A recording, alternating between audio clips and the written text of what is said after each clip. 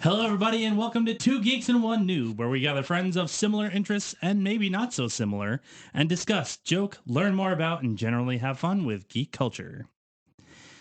Today, we are talking Hogwarts Legacy. Spoiler alert, Frodo lives. Frodo lives? Kidding. No. Anyway. Yes. He threw the one ring into the negative zone where the and then used the portal gun to send it back to the Shire so he'd still have it. Yes. And then the Vulcans got involved, and yep.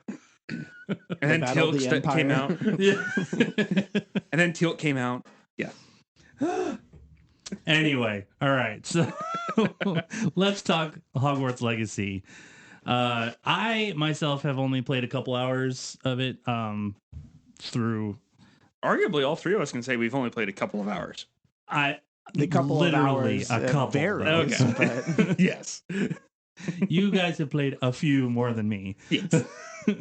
Yeah, you're at 2 hours ish. David, you're at 12 hours, like right at. And I'm at about 30, so just a couple hours more than you. Yeah, just a few.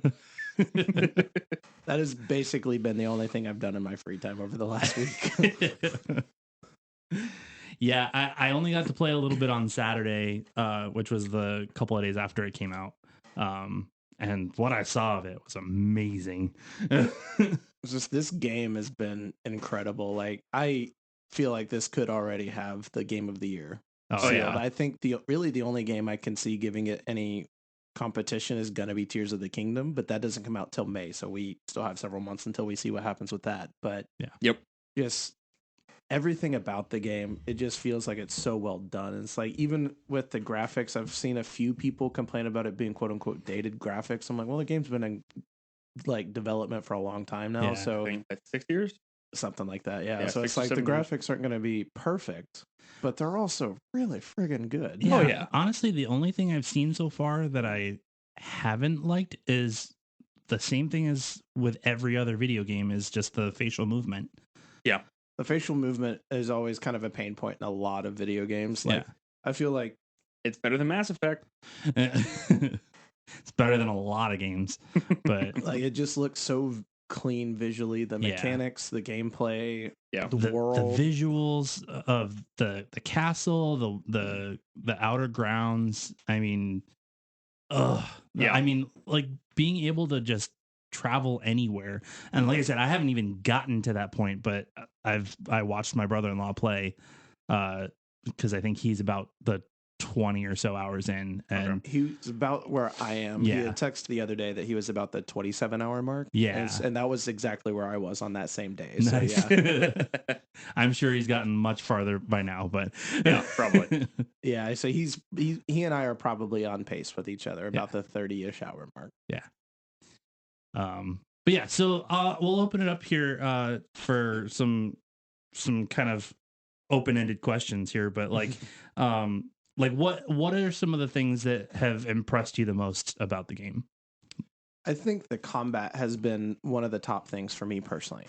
I went into it not really sure what to expect. I was looking forward to the game, but I kind of had low expectations for the combat just because we really haven't seen anything like magic-based combat like this that has been good. Yeah. And so when I got into the combat and started playing around with it, seeing like the basic attack and then the way you've got to combine spells and like how you can string them together and whatnot to do different combos, I was really impressed with the way that it was set up and the way that they did it, and just it's so clean and fluid. I think that, I guess if I had to make a complaint about the combat, it's just that there's almost too many spells and not enough options on how to use them, because you start with the one wheel and you can get up to a total of 4. But trying to switch between the different wheels in combat is tricky because you have to hold the R2 button and then press the directional button. Yeah. And like I've noticed that it's not quite as responsive as I would like it to be, because there's been times I'm like trying to run around and I'll just hold the R2 and then press the direction button quickly and let go, and it doesn't register it. Right. And so that would be like my biggest complaint, is just there's so many spells and so many combinations I could do that I'm kind of stuck. It's like, okay, well, I accidentally have 2 reds, a green, and a purple on this wheel, but I need a yellow for this shield. So I think that would be my one complaint is just there's so many spells. It's almost like at times it feels like there's almost too much that you can't get to as quickly as you might want. Yeah. And especially if you aren't ready for combat, you can do things to like edit the wheels while in combat and it not like continue attacking you. Right. But if you have a spell coming your way that you didn't notice when you went into the menu to change your wheel, then you get hit as soon as you pop out of the menu. Right. So. Yeah. Yep. That makes sense. Yeah, I will say I do like the fact that they actually do, when you are making changes, they actually do pause what's going on outside of the UI. So it's blessing and curse. I if they could slow it, if they could give the option so it's more like something like God of War, where it slows things down significantly, maybe a touch more than God of War does. Yeah. I think that would kind of be the sweet spot for it. But I appreciate that they were thinking through, like, hang on, we've gotten a lot of options. So we've presented a lot of options to the player. Let's give them the time to choose. Yeah. And I will say, like, realistically, you don't need all of the spells.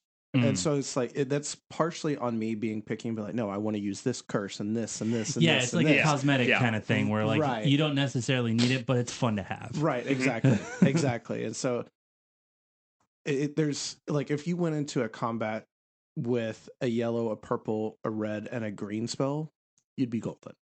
That's really all you would need is one of each. But I like to just cycle through and do a bunch of attacks or string them together. So it's like I'll Leviosa someone, hit them with a few spells, Accio, hit them with a fire spell, and then like do something else when they're close in. Or I like to freeze them and then hit them with the fire because you can get an upgrade where when you hit them after they've been frozen, it sends like a small shockwave out and does ice damage to other nearby enemies. And so it's like, well, that's cool. I want to string those together. Yep. And so it's me like just being indecisive on what combos I want to do. All right, so we'll come back to that real quick. I want to get to David's answer, like what some of the favorite things you've seen so far. So part of it is just the way they've crafted the story with the mechanics. It's very well done. Yeah. So for example, what I'm referring to there, it is very obviously a school setting. And they allow that to be the means of giving you tutorial. Yeah.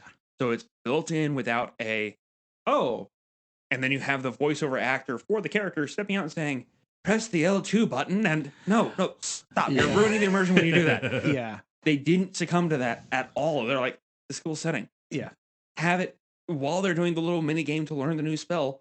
Have the teacher give a voiceover of just make sure your wand's moving in a snappy direction, snappy form. Yeah. Whatever the case is. But it helps give the impression that, well, yes, you are doing this very distracting minigame. Your character isn't. Right. Your character is actually learning the proper wand movement and blah, blah, blah, blah, blah. Yeah. So it still keeps that illusion of, no. This is your character that you are merely observing. I'm glad that you pointed that out because I think that the way that they did that was very well done. Because there's so many games that the way that they like you have to go through the unlocking mechanics, it's just really frustrating. So it's like, but this has a storyline behind it of like you're learning how to actually do this stuff. Right. Yeah. I kind of compare it to like the Jedi Fallen Order, for example, where it's like he lost the ability to do some of these old Force techniques because he had disconnected himself from the Force, and so there's this actual story-driven element behind it. It's not like just we locked you behind a wall because reasons. Right. Yeah. And then it goes through the flashbacks of like, this was your childhood training.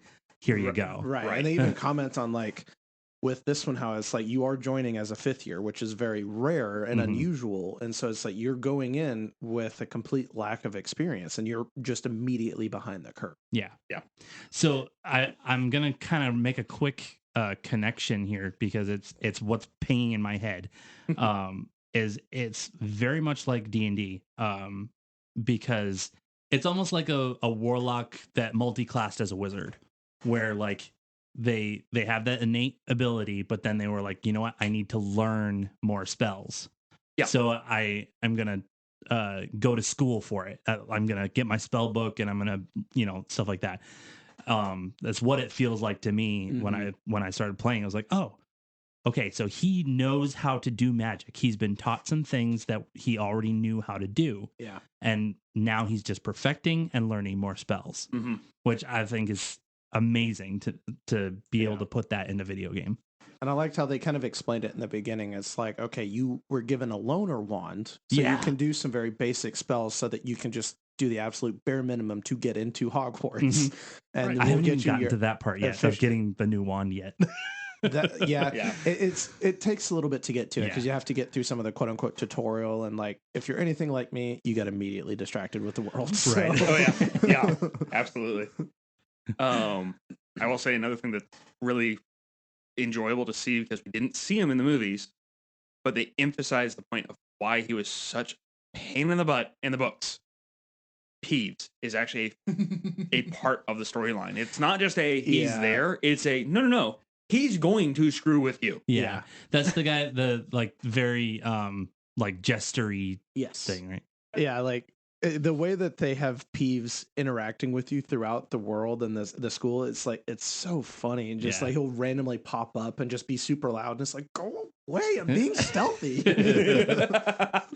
I barely got to see a little bit of him. I think he was like floating above some of the students in the very beginning. I like how like, hey, I know that name. And it's funny, like you can just go to random areas in the school and he'll pop up and everyone hates him. And so it's just like this on running thing is like literally no one likes Peeves. Like or how minor spoiler. One of the characters that gives you a side quest at one point in the storyline, admits like, I shouldn't have done this thing, but I mean Peeves stole them first.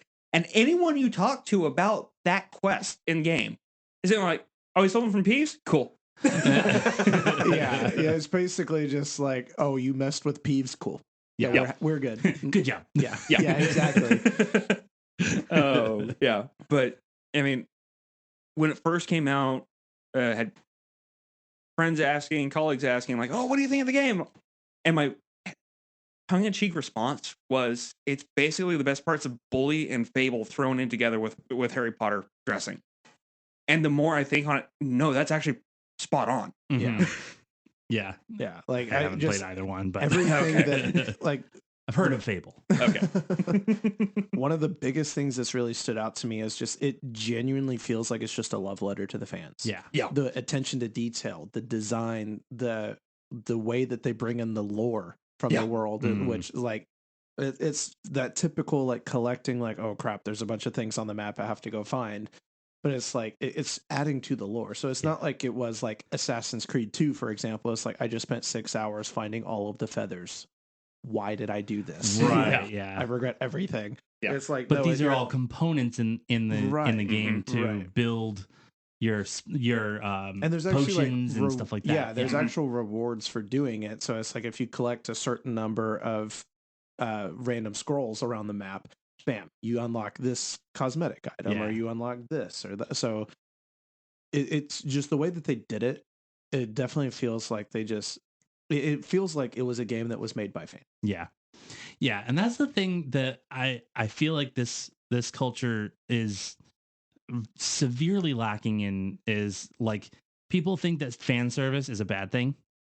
It can be certain times. It's the way that it's done. Right, exactly. Yeah. It depends if you're focusing on a subset of the fans or the fans at large. Exactly. Yes. If the actual fans are getting involved and saying, hey, we want this. Yes. Then yes, cater to those fans. Yes. Not the ones that are just like, we watched the movie. Like, yes, I just watched the movie and I haven't read the books yet, but still. You did an audiobook, didn't you? I read part of one, the first. There's the difference there, though. Yes, you've only seen the movies and not read the books, but how many times have you watched those movies? Right, exactly. And how much? I mean, you've literally got a Harry Potter Lego set behind you right now. Right. It's the actual love for the series and the lore behind it and everything that I feel like the whole fan service thing, like I feel like they should cater to that more in those games. Yeah, absolutely. That's definitely been one of the biggest things that stood out to me, is just, again, that passion and that love and respect for the source material and just the way that it was delivered. It was like, it's not like just a studio, I kind of compare it to it's the complete opposite of like Square Enix's Avengers game. It's like, they very much capitalized on that because they wanted to make money. Right. There wasn't a passion for that. There wasn't this love for the source material in the Avengers game. Whereas with this, like, it is the complete opposite. Yeah. Yeah. There's not microtransactions everywhere. There's a love and attention to detail and care for this world. Yeah, they didn't emulate Mr. Krabs with it. I like money. But yeah, I mean, this is a huge testament to what happens with your product when you actually listen to your customer before they are your customer. Yeah. There's not many games I've seen that have had this level of hype coming up to release. Like, I've seen some games where it's like certain sects of the fan base were really excited for it. Yep. But like, this game was, I mean, like, it was already breaking sales records before the game came out. Yeah. It was already the #1 selling game on on the Sony PlayStation Store and on Steam. And it got there on the Xbox Store before release. Yeah. Like, regardless of whatever the reasoning may be behind that, there was genuine hype behind it. Yeah. Yep. All right. So kind of bringing it back to, I said I wanted to come back to one of the things that you said, or a couple of things that you said, actually. Yes. So number one, and I was trying to figure this out myself in the very little amount of time that I've played it, but the different colors of the spells. Okay. Do you know what each one of them is? Or because I feel like it's red is like offense. Red is damage. So it's not as clear cut. Okay. Sure. So red is damage. Yes. Red is like, there's Most of only your one that is attack. There's only one red spell that's not purely damage based, and that is the shoot, I'm forgetting the name of it, but the one that they cast to disarm. Expelliarmus. Expelliarmus. Thank you. Yeah. So, which I guess is still technically an offense because you're putting yourself in more of an advantageous spot for the offense. Yeah. Right. Yeah. It's not damage dealing; it's disarming. So, right. Yeah. Exactly. But it's still an it's offensive, still intended for offensive purposes. Yeah. And then there's the yellow spells, and those are more utility kind of. I guess. Yeah. Well, no. I think the blue is more utility. Okay. The yellow is more of like a support. So you can do the Leviosa. You can do. There's a freezing spell, which is an offensive spell, but you can also use it to freeze the magical beasts in place so that you can capture them, and stuff like that. So the yellow is more of like a support type thing. Blue is utility. That's got the Accio. That's got the Luminous. That's got the Wingardium Leviosa, which is stronger. You can actually control and guide the things. Isn't Alohomora as well? Alohomora is a essential spell. Yes. Essential. Oh, okay. All right. So essential spells are spells that are classified by the game. They're not. They're not. Okay. So they are classified by the game as effectively. Oh, that's right, because they're on the D-pad, right? There yes, but the like typical usage is in cutscenes or in special interact. Right, Okay. like there's a lock picking spell that you don't have on your wheel. You can just do it when you get up to a lock. Right. That's Right. Alohomora. Yeah, yeah. And then there's the purple spells. No, that's just like pushing people back or pulling them, or like Accio to pull them towards you. And then more there's control. More control, yes. Yeah. And then the green one is the curses. Oh yeah. Because there's a difference between the light green and the green. Light green is more stuff that you do in your needed room of requirement. Yes. So there's the light green, which is like the spell to like transfiguration. Okay. And like changing the appearance of the items. Transmutation. So stuff like that. And then the dark green is the curses. Right. Okay. Cool. Awesome. Thank you for clarifying that for me, because I saw them and I was like, all right, so I feel like what you were saying is like trying to put them in the different wheels is like, I feel like one should be like attack, one should be defense. That's the thing. Because there are some that like you can mix and match. So for example, if you're fighting an enemy that has a yellow barrier around them, you can use Leviosa to pop them up in the air and the barrier goes away. And then you can start doing your attacks. Okay. Or if they have a purple barrier around them, you can do Accio to pull them towards you, get rid of the barrier and do your attacks. So it's like, there's different things like that. If there's a red one, hit them with one of the red spells. Barrier goes away. So it's like there's actual uses and purposes behind all of it. Okay. Yep. Cool. Nice. And so even the more support or utility spells still have a purpose. Yeah. Like The light blue ones don't have a purpose in combat because again, that's just like luminous and stuff like that. So it's like, and the you can disillusion, so you can like make yourself go invisible and do more stealth stuff. Nice. So it's like they don't really have a use for straight on combat, but they are good at get you into places or like sneak attack on enemies and stuff like that. Which I'll point out, I love the fact that they made Petrificus Fatalis an essential spell. Yeah. So that is your stealth takedown. Yeah. And so it's like instead of like it's like your stealthy assassination from like Assassin's Creed. You just get up behind them, petrify them, and then they just freeze up and drop to the ground. And it's like, and it's cool too because you can sometimes, if an enemy's close enough, they'll pick up on the sound and they'll go investigate, and you can use that to like break up a group of enemies. So it's like petrify over here, one of the enemies goes around, you can like sneak around the side and get the other one and then go and finish off the last guy. It makes me think more of it's definitely Assassin's Creed, but also like Underspell. No, it's Dark Knight, Batman. Arkham. Thank you. Yeah. Any of the Arkham games, very much like so. Distract, do that over here. Distract, do it over here. Like the combat system is very, very fluid. Yeah. In fact, very didn't Avalanche break off from Turtle Rock? No. Avalanche did the Shadow of War. Oh yeah. Yeah. Okay. So yeah, they were inspired by they did share talent between the two. I think so. Anyway, don't quote me on that, please. All right. So two more questions. Two more answers. Well, two more specific questions that we'll probably get to more. But so number one is what are your guys' favorite spells? And I won't answer because I haven't gotten far enough. You're asking the recreational lock for what his favorite spell is. That's true. Absolutely. Okay. For essential spells, Alohomora. For actual spells that you cast in the game, just the feel of it, and that I pulled that off, is going to be oh shoot, I want to say oh dadgummit. It's the basic fire spell, but once you start to level it up, it gets freaking awesome. Yeah, because it goes from just a simple small like fire spray in one direction to that plus an AoE firewall. Nice. That like spreads out from you, and so like if you get into a pinch where you're just like, oh crap, I'm surrounded. Yep. And a close second would be Combusto. Combusto, yep. Okay, cool. Nice. My favorite. Combardo. My favorite is a combination of Glacius and Combardo.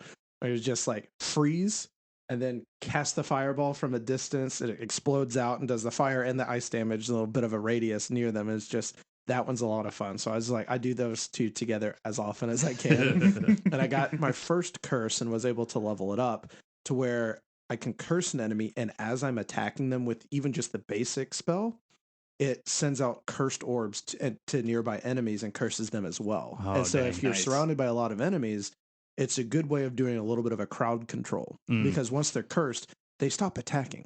Oh yeah. So you may not like get all of them to leave you alone, but if you can get like 3 or 4 out of the 10 to leave you alone, you're in a much better spot than if all 10 are coming after you. Nice. Personal note, I'm going to try to do my first playthrough of this without using any of the forbidden curse outside of primary story.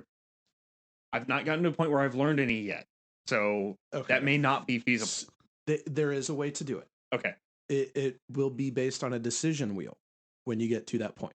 Okay. That's all I'm going to say. Thank you. That works. Appreciate it. Okay. So the other question is, and I'm actually going to answer this one before I forget it, is what is your least favorite thing so far? And I'll answer it first, because it's the one thing that I asked my brother-in-law about, and he was like, "Yeah, no, they're not going to put it in there." Is apparating, disapparating. They did not end up putting that in there. Yeah, like there's something that looks kind of like it that I saw him do, but I was just like, why can't they put that in there? That's like bread and butter. Remind me what those are. So it's teleporting. Okay. What the house elves do. You're right. It's not in there. There is something that's close-ish. Well, like they have the there's an upgrade for your and dodge, where if you hold the dodge button, you do this like teleport thing off the side. Right. It's kind of like a white light. I saw that as well. It's very similar to it, but it's only short distance. So it's dodge. Not something your character inherently learns again, like 12 hours in. But there is that as an upgrade you can do as a talent. But it is frequently used in the storyline. So is it controllable? No. Is it there? Yes. Yeah, I would have much rather them make it controllable to where like you can snap to somewhere you need to go. Like they did it in a way of like with the green flu powder. Flu powder, yeah. To where you can go places easily, like fast travel. Yeah. But I feel like they could have upgraded that a bit more and been like, okay, now that you're a bit farther in, you can do it on a whim. Yeah. Oh, okay. I see what you're saying. Whereas the flu powder is to fixed points, this would be more of, hey, no, I want to go specifically here. Right. There's enough flu powder around the map that it's not really a big concern. And once you unlock the broom, even if you're like 50 meters away. Yeah. Okay, cool. I will be there in a jiffy with the broom. So I'm right. fine. Yeah. I will also point out the controls for your broom were confusing to me at first. Yeah. But then I had the epiphany the other night that they're not controlling a plane, they're controlling a helicopter. Right. Yeah. So it makes perfect sense when you think of it that way, where you have to worry about hover, you have to worry about inclination, tilt, not just yaw, pitch, and roll. Yeah. So it makes more sense to control it that way, where one stick does your elevation and everything else is typical move and speed. I only saw a little bit of how my brother-in-law was playing it, and I was like, it's a little weird. I can see how you can kind of get used to it, but at the same time, there's been plenty of other games where you can fly and it's easy enough to do. Yeah. With a regular flight pattern. Yeah, but once you kind of get the hang of it, it becomes second nature. Like it's just that initial, like, okay, which button does what, and it feels so good once you get the hang of it, because it's just like you could be on the Quidditch team. Well, they like kind of throw you in fairly quickly with that to make you get used to it, because you immediately have the tutorial and the challenges. So it's like you pick it up pretty quickly, and it's a little bit of a trial by fire in a way. But it's like a much more easy way. It's just like, okay, here you go. You're going to learn by doing hands-on instead of us putting a bunch of text on your screen. Get to it. Good luck. There you go. Yep. So again, they did it by the storyline, and that's so cool. And it's I like love it. with all of the stuff like that, or even like the Accio challenge with the balls on the scoreboard. Yep. It's like it's reverse shuffleboard. There's nothing wrong with losing. The only thing that's going to be hurt by you losing these in the story portion is your pride. Right. Yeah. I was so close to winning on the first try. I was like, oh, because I got did you win? I won through challenge 2 on the first try. Nice. I had gotten the first one on like the yellow. Or because it's red, yellow, green, right? So I don't remember. Red, yellow, green, blue. Red, yellow, green, blue. Yeah. So I'd gotten it on the first one on the yellow. Then I repositioned, pulled the second one in, hit the other ball into the higher ones, and it was just like yes. And I just realized I missed on the last one. The shuffleboard for that game is the same as the spell colors. Yeah. Is it nice? Yeah. Yeah. Red, yellow, green, blue. I just clicked to that when I read it off. I was like, oh, wait a second. I enjoyed that. Like, aren't those like the Hogwarts colors though? Yeah, so it's like both the spells and the house's colors. Yeah, because each one has their own like color scheme, obviously, but like each one, has a primary color. Right. Another thing I want to point out, and this is actually, it's going to sound negative, but this is actually kind of to the developer's credit. there's gaming history behind this. Not going to get into it.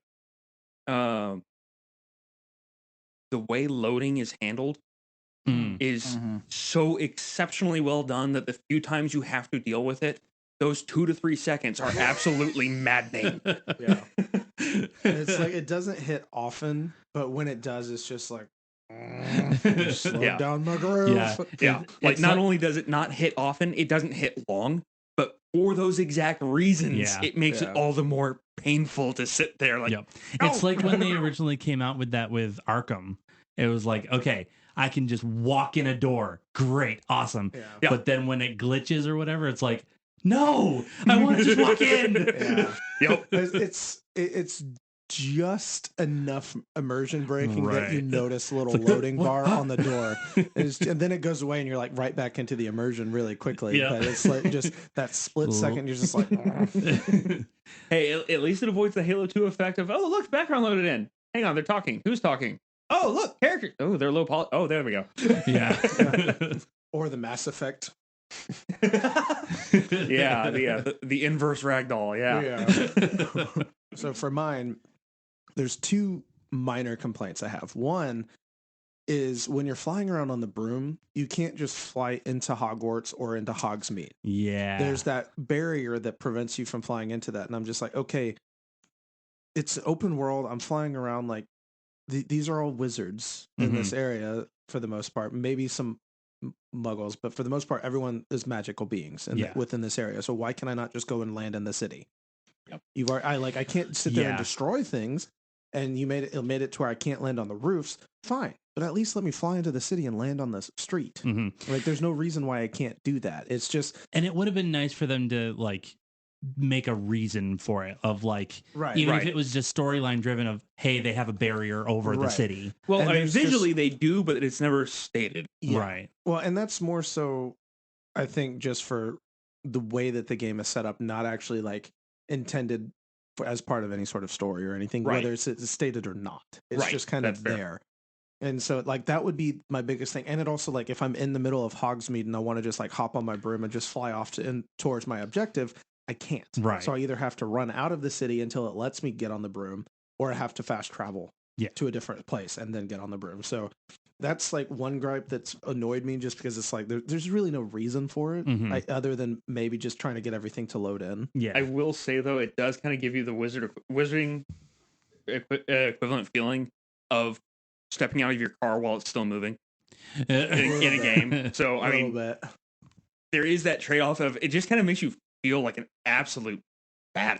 It's like, yeah, I'm new to this. I'm a 5th year, and I didn't even have to stop. Yeah. Like, so again, it's a minor complaint, but that is something that's annoyed me a few times, because I'm just trying to get here because I'm out of inventory slots. Just let me sell my crap and go back to exploring. Yep. So like that's probably the thing that's annoyed me the most. My second complaint is going back to what I was talking about earlier with the sensitivity of the wheels when I'm in combat. Because there's been times I'm like just trying to cast a spell or something, and I'll absolutely accidentally fat finger one of the D-pads. And next thing I know, I'm on an entirely different wheel. I'm like, why am I going invisible? I was trying to cast a fireball. What is this? So like the sensitivity, it's a little inconsistent. There's times where it's like I'm trying to do it quickly and it doesn't do anything. There's times I'm not even pressing the D-pads and all of a sudden I'm on a different wheel. I'm like, yeah. I think you have a bit of a Ron moment at that point, right? Where it's like trying to cast a spell, but it's a broken wand. So it's like, I just cast a different spell than I meant to. Well, yeah, it's like, at least it doesn't backfire on you. Frustrating when you're fighting a troll and you try to glacius the troll to stop from being hit, and you go invisible and just eat the hit. And it's like, yeah, cool. I guess I'm dying now. That's fun. Actually, on the note of combat and gripes, and this could just be my lack of skill, I find it exceptionally difficult for whatever reason. Once you get past 5 enemies, it scales stupidly hard. It can be really challenging.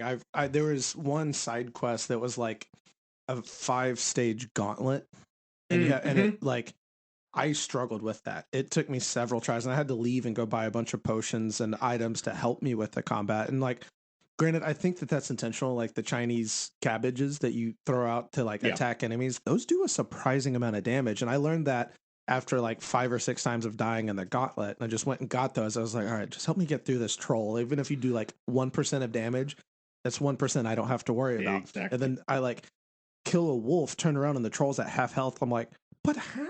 What? How did you just do that? My cabbages! Yeah, Cabbage Man came back with a vengeance on that one. Just imagine what those cabbages are doing to your colon too. Yeah, I agree. Like there is definitely a noticeable scale with the number of enemies. Like once you do get past that, like I would say like once you get past 4, there's that noticeable increase. Like up to 4, like it can be challenging, but it's not too bad. Once you get past 4 enemies at a time, then it's just like, oh crap, I'm getting overwhelmed quickly and I'm not able to fully register everything. Right. And it's like, and there's some instances if they start to get into a chain, you're just like block. Yeah, where your only my option turn? I need is to attack. Is run and let them single file as they chase after you.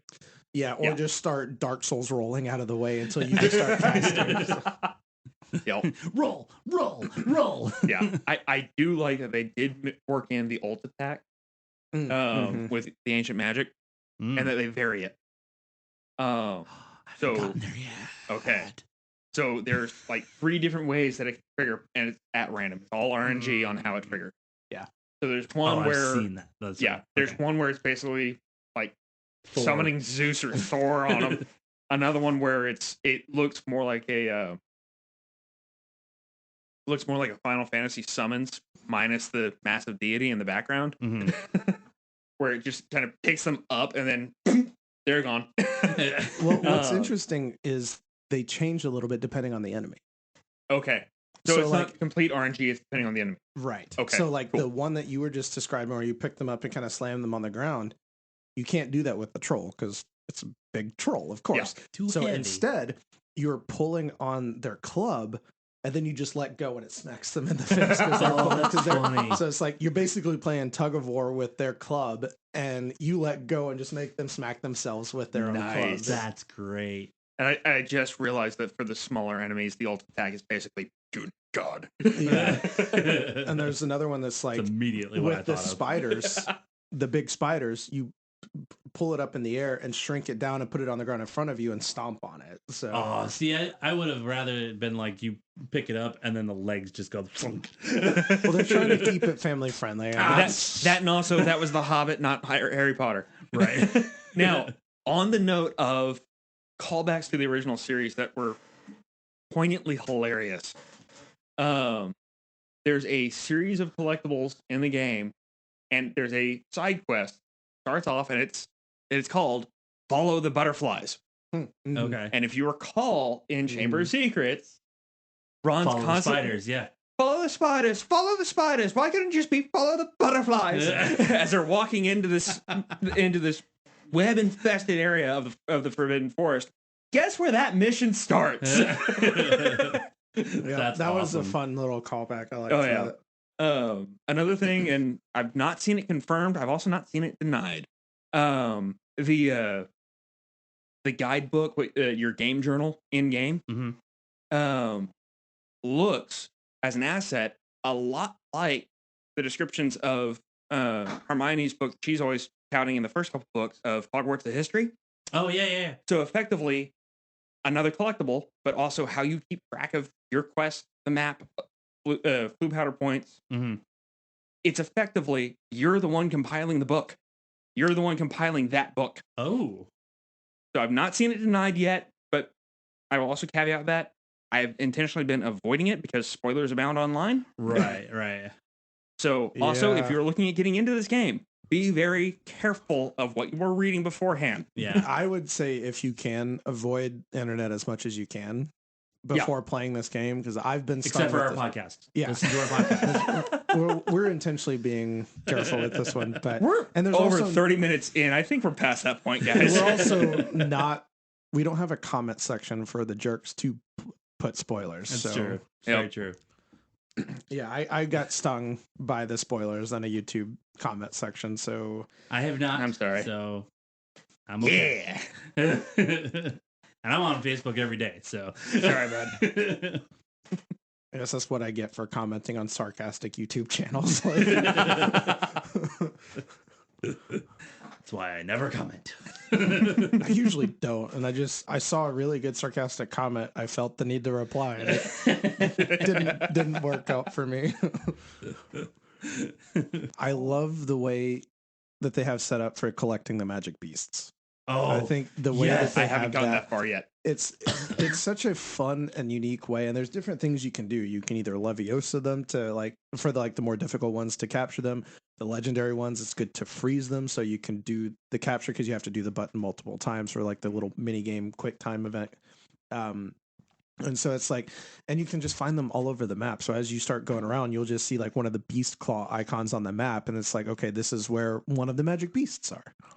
So, okay, so I obviously have not gotten to that point yet, but I was watching my brother-in-law play this, and he opened up that secondary place in the room of requirement, and I was like, oh my gosh, it's like the suitcase in Fantastic Beasts. Fun fact, as you progress through the story, spoiler alert, you can unlock 2 other rooms. What? So there's a total of 3 rooms that you can have in this. It's annoying because they do have a species limit for the rooms. And so you can only have 4 different species. You can have as many of those species within the limit of that room. So it's like each room, I think, is a limit of 12 total creatures in it. But like if you wanted 12 hippogriff, you can have 12 hippogriff in that room. And so I'm so looking forward to that. The hippogriffs. I've got my quote unquote legendary beast room, and then just the second room was just like whatever else is there that I need for my upgrades. So it's like the legendary one. Do you want me to say what I have in there? I don't want to it's not legendary. It's more just like the cooler animals that aren't as easy to find. Okay. Yeah. Let me see if I can guess real quick. Okay. All right. Number 1 guess is Thestral. Okay. So, there's more then. Yes. Okay. My second guess, and it's the one I really hope is in there, that it's probably not. No, not the Lego of the dragon that I have. No, but I wasn't pointing to the horn. Fox. Thank you. Okay, I have Lego Fox as well. But no, I was. That's another cool one though. But I was thinking of the one from Fantastic Beasts, the first movie at the end, the big bird that. The Thunderbird. The Thunderbird, yeah. Is that in there? No. I think it is in the world, but it's not a capturable one. Oh, come on. That would be so stinking cool. It's so the other quote unquote legendary beasts that I don't even know if that's technically what they are. I'm calling them that because they're more difficult and they're cooler. So they're in the same category as the Thestral. Okay. But like size wise, appearance, stuff like that. So I'll give you a little hint. Unicorn? Yes. Yeah. Unicorn. Nice. And I said the third one a second ago. Hippogriff. Yeah. Yeah. So I have one room that has 2 Thestrals, 2 unicorns, and 3 hippogriffs. Nice. And I have 2 different versions of the Thestral. One is like a greenish gray, and the other is just the solid black. I have the white hippogriff and then a black hippogriff. Nice. I haven't been able to find a second version of the unicorn yet. So it's just 2 of the same one. But see, when we were when Josh and I were playing, my brother-in-law, he as soon as he had that second room or that secondary room, and filled it with a couple of the basic ones that they had you just capture as soon as you got the briefcase or the bag. Yeah. They were like, all right, we were like, should we go after the hippogriff? We looked. Unfortunately, we looked around the map for a while, and then we were like, okay, where do we find it? So we had to look online. Yeah. But it was just like we cheated a little bit. It was funny. Like when I was playing, I just went to an area to do a side quest, and I turned around and I did the Revelio, and I happened to see a Thestral flying around. I was like, well, that's where I'm going. Yeah. Screw the quest. Immediately ran over there and snuck up to it, froze it, and captured it. Oh, and then it's I looked up where to find the unicorn because I was like, I already know that I get a hippogriff at some point, so I'm just gonna wait because I think it's story driven. Yeah. So where's the unicorn? Found where the unicorn was, and and I went there, I captured it, and I was just running around trying to find some collectibles and stuff, and I happened upon other hippogriff. I was like, might as well while we're here. Yeah, I think there's a specific quest that you have to go after a hippogriff. Nice. But by the way, what about that Thestral reveal in the beginning? That's what I was freaking out so earlier. cool. I love the fact that they show it, Mm-hmm. where it's for those who are familiar with the lore, you can't see them unless you see someone die. Yep. Or you have seen death. You have seen death. Yeah. Thank you. And you see this horrible thing happen, and you're like, oh yeah, there's no way he lived through that. And it pans out, and you just see them all. Well, your character slowly fade into existence. Character turns around and looks through the front window of the carriage that they were sitting in, and then it pans out, and you just see them. Yeah, that's how they start to like manifest in front of him, and it's just like, oh crap. Yeah. That's eerie, but so cool, right? Yeah, my brother-in-law told me that there was a transition, but he didn't tell me where it was. And so when we got to that part, as soon as the horrible thing happened, I won't say what it was, but like I was like, oh no, this is it, isn't it? And we both were like geeking out, and it was like, look at this, and I'm like, oh, yes.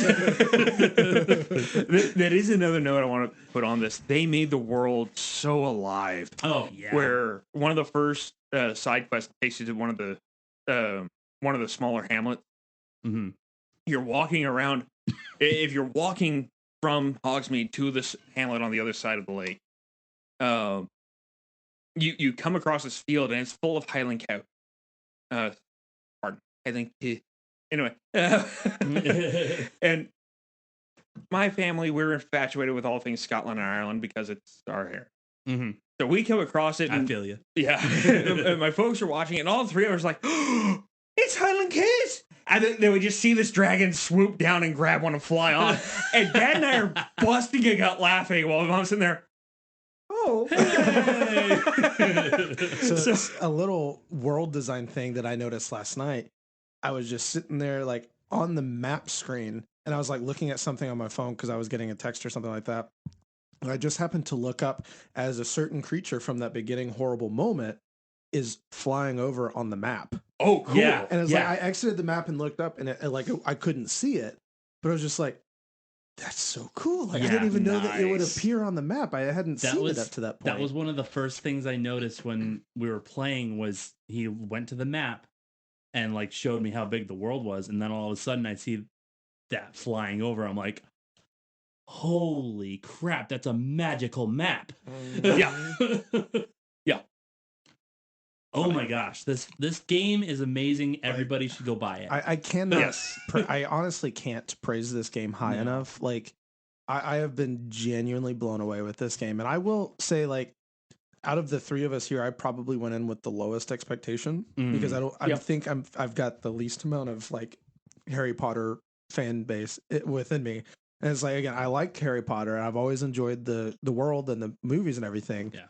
But I went in with a little bit lower expectation with this one, and I have been genuinely surprised. Yeah, I am. It's great. One of the first video games that, like, okay, the closest it's come for me is when we got the Lego Star Wars, where you and Caleb and I were playing together, and we were just geeking out about everything. Mm-hmm. Oh, look at this character! Oh, look at this place! You know, whatever. The laughter when I yeeted a lightsaber at him. Exactly. But like this, I think just kind of one-ups it just a tad bit more because it's realistic. And it's just like, okay, this, like we were saying before, fan service to a T, exactly what we would want. Yeah. That is how you do fan. And this is genuinely like AAA caliber, like on every aspect of it. Like it's got me hooked into it, like God of War and Elden Ring and Mass Effect and all of these other big title games that's like that I've loved playing over the years. And again, like having gone in with such low expectations, to sit here and have this like excitement and love for this game that I do is like surprising. Just imagine how we feel having those high expectations and having them met. Yeah, is like that is met and exceeded. Yeah, well, this is one that of those... is a rare feeling, even amongst for a PC video game. Yeah. even amongst Valve fans. I wonder if they'll make a third one. Sorry. Yeah, the real joke. Am I referring to Valve or Warner Brothers? Moving on. Copium is real. Yes. Yeah. Well, like, I mean, it's effectively become a $1 billion franchise with this one game already. Yeah. So yeah, there's got to be another. Warner Brothers ain't dumb; they want money. So yeah, like it's.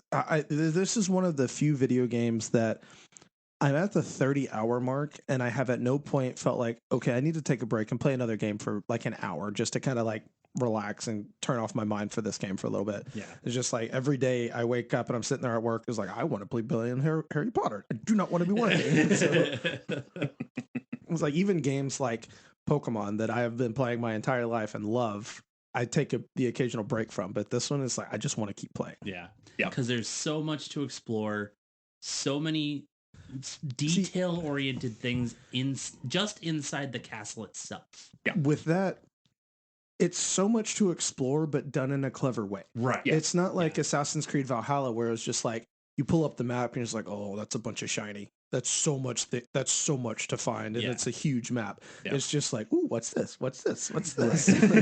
Yeah, that does get into a point that everywhere. well played. Well played. That absolutely. Fist bumps all around.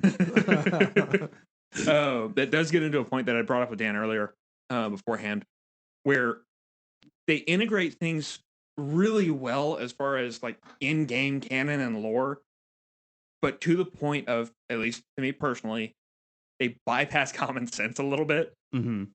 Where there's one of the Merlin trials where it's very evident, like, no, you need to push the markers. You can only push them, you can't pull them. Mm-hmm.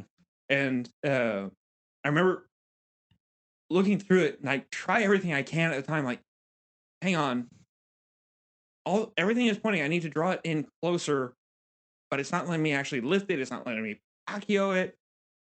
Oh crap, I got a repulso. I can't repulso. All right, well, let me just try walking to the back of it and try nudging it. There's no mechanism for you to physically push something other than a door or gate. Unless you have ginger powers, because I cheesed one and did it. What? Oh, God. I do not know how.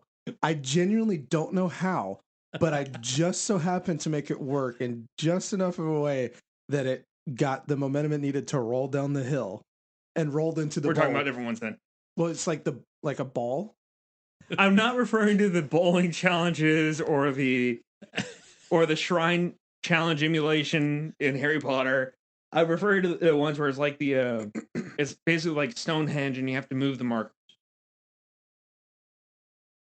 Well,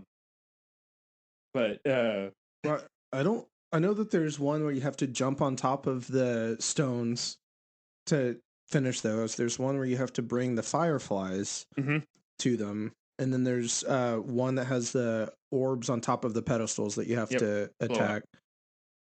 And there's one that has like fire cauldrons on top, and you have to light them in a certain order. The bowling one is the one that I managed to cheese because so I bumped into it and it's like started to spin, and I was just like, let's just keep bumping into it. I don't have the spell I need. I just kept bumping into it, and it took me several minutes, but after a few minutes of like just messing around with it, I got just enough to where it like got the momentum to roll down the hill and into the bowl, and I was just like, yeah, I don't even have the spell I needed. Yeah, so that's awesome. That one, yes. So that one, yes, you can push manually, for lack of a better term. You're not supposed to be able to. Right. I cheesed it and found a way, because life finds a way. But Caleb finds a way. Oh, wait, no. Yeah. Oh. Yeah, but it's little touches like that make you, they make you, the puzzles and challenges genuinely make you think a little bit. they're not these overwhelming challenges like, forget that. I'm just going to wait a couple months and after I finish the main storyline and come back to it later. Right, yeah. It's like there's usually ways that you can make it through. There's some like hard stops because of like mechanics or like spells that you haven't unlocked yet, but for the most part, you can figure out a way to make most of them work. Yeah. And again, like you said before, like they make you want to finish them though. Yeah. Like there's reasons why you're doing these things. You get the rewards, you get story driven things out of it instead of just like, oh, I can just get into this room. Yeah. Right. It's like, okay. Well, and even the class assignments, it's not a, hey, turn to page 364, bing, accomplish achievement unlocked. Right. Yeah. It's more of, hey, I want you to learn this new spell, but before you do that, here's a bit of self-discipline homework. Yeah. And it fits in with the lore. Yeah. So I will put one caveat on that though, because when I did my first class, I was like, okay, this is going to be fun. And then it was just like, here's the first class done. And that was I think that was done intentionally because they made it to where you can just constantly keep exploring. You're not stuck doing things you may not necessarily want to do because but I wanted to. Yes, but there's going to be a lot of players that don't want to sit down in a classroom. Yeah. Even in a video game. So it's like I think they did it the right way because yes, I get that you would have enjoyed it. I personally would have felt bored. And when I went into the first classroom sequence, I was like, oh, crap, how long is this going to take? Yeah. And then it just did a quick cutscene. I was like, oh, neat. I get to go back to what I actually want to do now. And I'm kind of in between where, I'm coming from playing the Persona series where half the game is you're sitting in class. Yeah. So I was like, how are they going to spin this? Is it going to be more like Bully? Is it going to be more like Persona? And it's kind of that sweet spot where it's like, okay, you're not actually doing a quiz. You're not sitting there trying to answer teachers' questions as they ramble on about blah blah blah that you don't care about and doesn't apply to the plot. Yeah, and it's not saying, "Hey, cool, go to this classroom, hit the button to start the quest, and boom, you're already out of the classroom and quest unlocked." No, they actually show like, okay, your character is developing. Mm-hmm. Yeah. So don't get me wrong, I do appreciate the way they did it. I'm not mad at the way they did it. It was just more like, oh, I think they could have added a little bit more than that. Yeah. With how much there is to do in the world, I think it makes sense because that would have just been even more time. Yeah. Just for like padding. Mm-hmm. Whereas with how it is now that you can just keep exploring. I think the one thing that was like, okay, they could have added a little bit more to was Quidditch. Well, that would be awesome too. But like when you do that first spell and you're going up against someone, like you're pulling it back to you, right? You're doing Accio. Mm-hmm. Yeah, at that point you have Accio and Levioso. Right. So I was doing one of them. I can't remember which one, but you're going up against the person and so you take it from them, but then they don't take it back from you. I think they could have just added that one extra little scene of them taking it back to you or from you to like make it, oh, this is an interaction, not, oh, you're just an NPC. Let me take that from you. Yeah. You know, like just that little bit of immersion that would have added just that tiny bit more immersion. You know? Yeah. But another minor nitpick with the game. Okay. When you're in shops, or if you bump into a character, because the stairwells are narrow, the dialogue choices are stupidly limited, where they will have one comment and they spout it routinely ad nauseum. Mm-hmm. And that comes down, I think, to the world size and everything. Because like they made it so big, I'm sure they didn't have the time to put into all the dialogue. Yeah. Right. Like I will say, like, out of all of the random NPCs I've bumped into, with the exception of the story-specific NPCs, I haven't seen the same NPCs around much. Yeah. There is that benefit. So as far as appearance goes, yeah. Now as far as dialogue though, dialogue specifically is what I'm going at on. That was the other. But yes, you're right. That is a good point to call out. Like they make it where this is a very large world, that it is not just you and the story character. It is very much lived in. Yeah. That was the one other complaint that I had heard from someone that was doing a review, that it wasn't like a horrible game breaking thing or anything, but it was just kind of some of the NPCs were just kind of there. Yeah. Like even when you bump into them, they're just kind of like, Yeah. So it's a give and take because there's a limitation to it, but then the limitation is far superseded by the and I feel like even though it is kind of annoying to hear some of the same canned responses, I still think it's better than a game like Mass Effect, for example, which as much as I love it, there's a bunch of random NPCs around the different planets that are just there. They're not saying anything, they're not doing anything, they're always in the exact same stance, they don't move. It's like there's just like these lifeless pixels. Whereas in this one, sure, they may be saying a lot of the same things, but they're at least like doing a little bit animate. Yeah, exactly. Yeah. It makes me think of and it's better than Lydia from Skyrim. I am sworn to carry your burdens. That's why she got Fusort off the mountain very early in the game.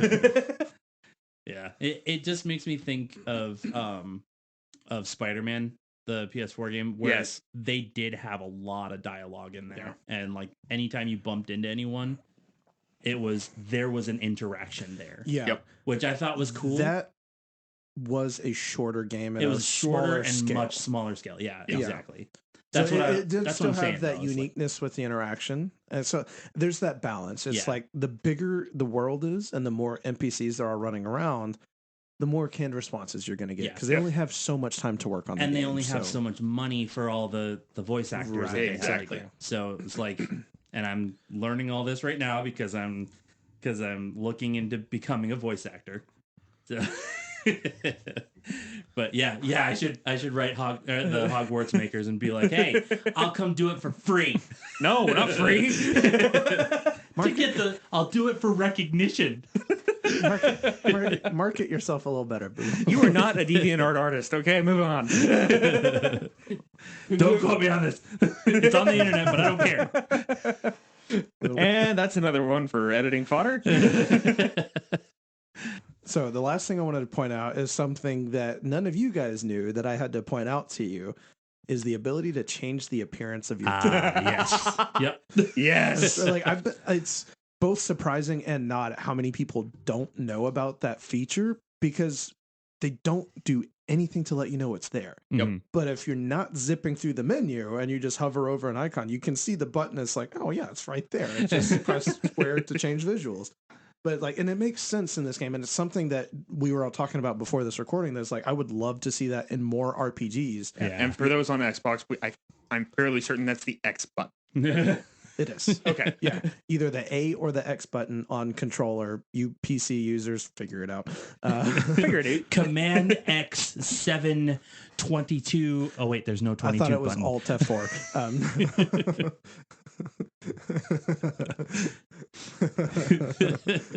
So, but yeah, no. And for like, you coders out there, that's kill tag 9. Control Alt Delete. Anyway, moving on. Caleb, go ahead. It's just being able to like equip all of the gear that's like has the best stats, and it may be just absolutely hideous looking as it is, but you can just go in and change it. And the cool thing is, like, as you like, there's a base hat that I got at the start of the game, and I sold immediately. But I can still select that as an option for the appearance. Mm-hmm. Right. That is actually, ironically, the one I've been using for the appearance because it's the one I like the best look with, like the rest of the gear I'm wearing. Yeah. But like being able to just go in and change the appearance of it, even after selling it, it's just like it's in the book as a collectible. So even after you've sold the actual gear piece itself, it's there. It's an option. Yeah. You might as well bring up how that came up in our text conversation. I'll let you go over that one. So the way this came up in our text feed. So Caleb and Josh were sending screenshots of their character sheets. Like, wow, how did you? Well, I started it and I said, hey, you guys should send the picture of your characters when you get a chance. And I sent the picture of mine, and everyone was just like, oh, well, I'm just focusing on stats. None of my stuff looks that cool. I was like, you can change the appearance, guys. You just press square. And it's like the next day. And the next comment after you say that is, sweet, I'm keeping my kilt.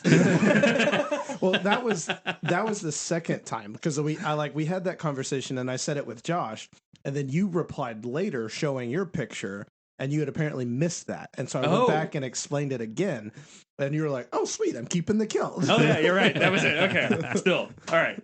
So yes, I are dumb and missed part of the conversation. Oh yeah, I was laughing. I was like, David, read the full text. My bad. Yeah, that's just like, it's one of those little things that I really appreciate and wish that you could see in other games more often, because it's like, it does make a little bit more sense in this game though because of the magic. But there still should be options in other games where you can do something. Like with Mass Effect, for example, so we're capable of intergalactic travel, but I can't change this red armor to blue. Right. Really? Yeah. So it's like little things like that I feel like it should be a lot more present, even if there's not like, and I guess not necessarily present in all games, but like a game like this where it's like individual pieces that you are equipping, it should be an option. Mm-hmm. Like in games like Spider-Man or Witcher, where you're equipping a full armor set, that's fine. Yeah. That makes sense. I'm not going to change, like, I don't have to change individual things. Like in Harry Potter, you have your gloves, hat, glasses, cape, clothes, and there's one other scarves. Yeah. And so it's like it like aren't there like goggles too, or did you say that's that part of the glasses? Oh, sorry. I guess like the face attire. Yeah. I thought you didn't say it, but I so it's missed like it. there's 6 different options, so it makes sense that you can like go in and change it, because it's like if you're gonna have that many things and just basing it on the stats, you're gonna look like a dork. Yeah. So, Yep. Yeah.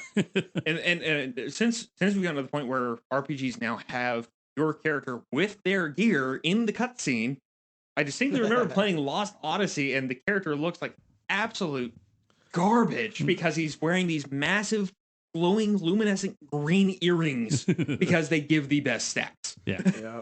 Yep. I remember I was watching a video on YouTube of a guy that was playing Cyberpunk. It was just talking about like how advanced civilization was, and like how his character was like in this super important meeting with a bunch of people wearing suits, and it like then he goes into the menu and it shows his character and is just like this like neon yellow shirt and a mini skirt and a pink bunny hat, and it's just like, that's in a boardroom. Yep. Well, that's futuristic for you. It was, yeah. So yeah, it's just, I wish that was something that was present in more games, and it's again, it's just one of the, it's a small thing that's in this game, but it's so friggin' cool. Yeah. Yeah. All right. So before we close, I want to address one last thing. So if y'all remember, we all took the house tests beforehand a few episodes back, and so I just wanted to see if everybody was still consistent on their house, or if they ended up getting something different. My results were consistent. I did not agree with them and changed it. My results were consistent. I stayed with them, and then later found out, oh, you're going to have the hardest time progressing in the game because of your house. Which house? Ravenclaw. Oh, crap. So if y'all remember, Caleb and I both got Hufflepuff, and David got Ravenclaw. Obviously, Caleb switched, but I did not. I stayed with my Hufflepuff. I halfway want to quote the Grinch right now, but anyway. I got Hufflepuff again on this one too, and I was like, no.